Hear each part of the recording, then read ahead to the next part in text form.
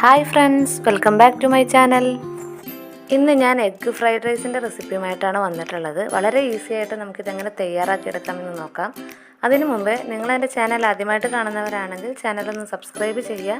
തൊട്ടപ്പുറത്ത് കാണുന്ന ബെല്ലൈക്കൺ ഒന്ന് പ്രസ് ചെയ്തിട്ട് അതിലവളെന്ന് സെലക്ട് ചെയ്യാം. ഇതിനു വേണ്ടി ഞാനിവിടെ ബസുമതി റൈസാണ് എടുത്തിട്ടുള്ളത്. 2.5 ഗ്ലാസോളം ബസുമതി റൈസ് എടുത്തിട്ടുണ്ട്. ഏകദേശം ഒരു 1/2 കിലോഗ്രാമോളം റൈസ് ഉണ്ടായിരിക്കും. ഇത് നന്നായിട്ടൊന്ന് കഴുകിയെടുക്കണം. നല്ലപോലെ കഴുകിയതിന് ശേഷം നമുക്കിതിലേക്ക് വെള്ളം ഒഴിച്ചിട്ട് സോക്ക് ചെയ്യാനായിട്ട് മാറ്റി വെക്കാം. കുറഞ്ഞതൊരു അരമണിക്കൂറെങ്കിലും സോക്ക് ചെയ്തെടുക്കണം.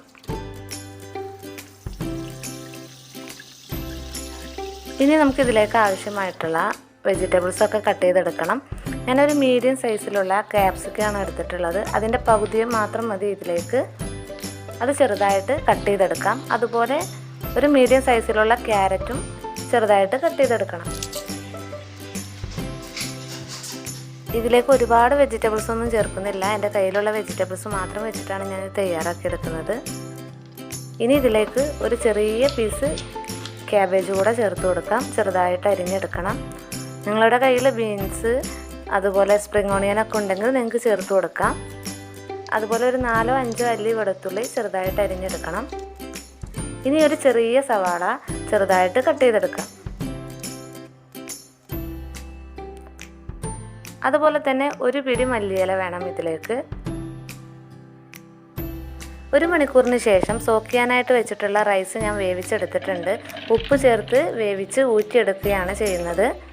നമുക്കിതിലേക്ക് കോൾഡ് റൈസാണ് ആവശ്യമായിട്ടുള്ളത്. അപ്പോൾ ഇതൊന്ന് ചൂടാറാനായിട്ട് നമുക്ക് മാറ്റി വെക്കാം. ഇനി നമുക്കിതിലേക്ക് ആവശ്യമായിട്ടുള്ള മുട്ട വറുത്തെടുക്കാം. ഇതിനു വേണ്ടി ഞാനിവിടെ 3 കോഴിമുട്ടയാണ് എടുത്തിട്ടുള്ളത്.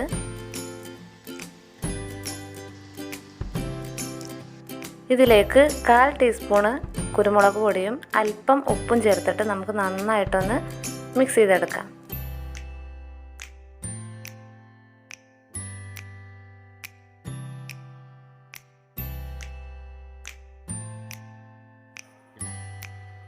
ഇനി നമുക്കിതൊന്ന് വറുത്തെടുക്കാം. അതിനു വേണ്ടി ഞാനൊരു പാൻ വെച്ച് കൊടുത്തിട്ടുണ്ട്. അതിലേക്ക് 1 ടീസ്പൂൺ സൺഫ്ലവർ ഓയിലാണ് ഒഴിച്ചു കൊടുക്കുന്നത്. എണ്ണ നന്നായിട്ട് ചൂടായി വരുന്ന സമയത്ത് നമുക്കിതിലേക്ക് മുട്ട മിക്സ് ചെയ്ത് വെച്ചിട്ടുള്ളത് ചേർത്ത് കൊടുക്കാം. നല്ല പോലെ തന്നെ വറുത്തെടുക്കണം.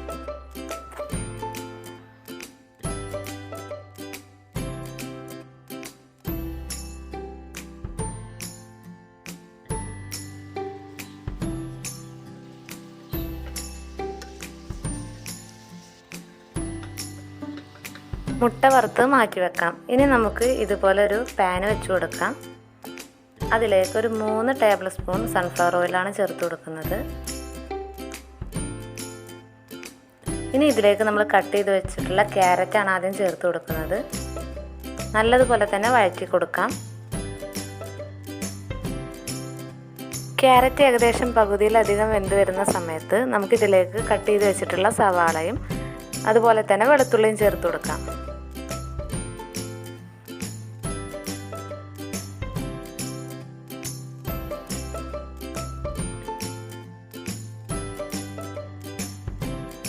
ഇത് നമുക്ക് നല്ലതുപോലെ തന്നെ വഴറ്റി കൊടുക്കണം. സവാള ഏകദേശം ഒന്ന് വഴന്ന് വരുന്ന സമയത്ത് നമുക്കിതിലേക്ക് ക്യാബേജ് കട്ട് ചെയ്തിട്ടുള്ളത് ചേർത്ത് കൊടുക്കാം.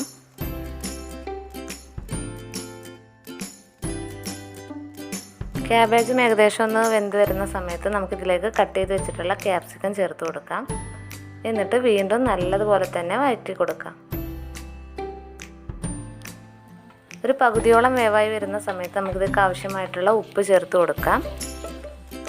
റൈസിൽ നമ്മൾ ഓൾറെഡി ഉപ്പ് ചേർത്തിട്ടുണ്ട്. അതുപോലെ എഗ്ഗിലും ചേർത്തിട്ടുണ്ട്. അപ്പോൾ വെജിറ്റബിൾക്ക് ആവശ്യമായ ഉപ്പ് മാത്രം ചേർത്താൽ മതിയാകും. ഇനി ഇതിലേക്ക് 1.5 ടീസ്പൂൺ കുരുമുളക് പൊടിയാണ് ചേർത്ത് കൊടുക്കുന്നത്.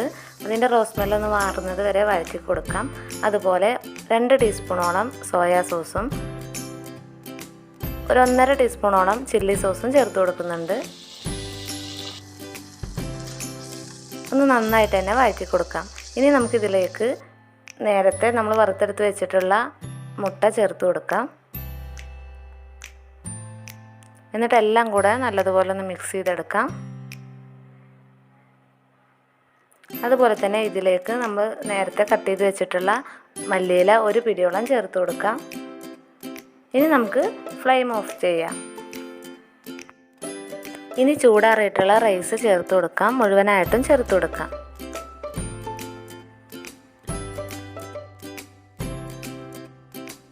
റൈസ് ചേർത്ത് കൊടുത്തതിന് ശേഷം അതിന് മുകളിലേക്കായിട്ട് നമുക്ക് 2 ടീസ്പൂൺ RKG നെയ്യാണ് ഞാൻ ചേർത്ത് കൊടുത്തിട്ടുള്ളത്. നിങ്ങളുടെ കയ്യിൽ ഡാൽഡയോ മിൽമ നെയ്യോ എന്തും ചേർത്ത് കൊടുക്കാം. ഇത് ഓപ്ഷണലാണ്, നിർബന്ധമില്ല. അത് ചേർത്ത് കൊടുത്തതിന് ശേഷം നമുക്ക് നന്നായിട്ടൊന്ന് മിക്സ് ചെയ്തെടുക്കാം.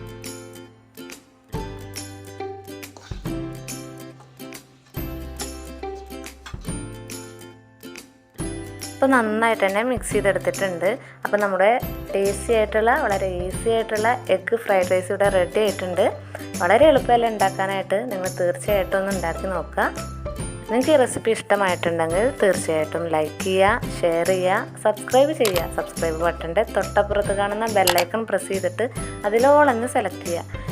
ഇൻഷാ അല്ലാഹ് മറ്റൊരു വീഡിയോയുമായി ഞാൻ വീണ്ടും വരും. Thank you.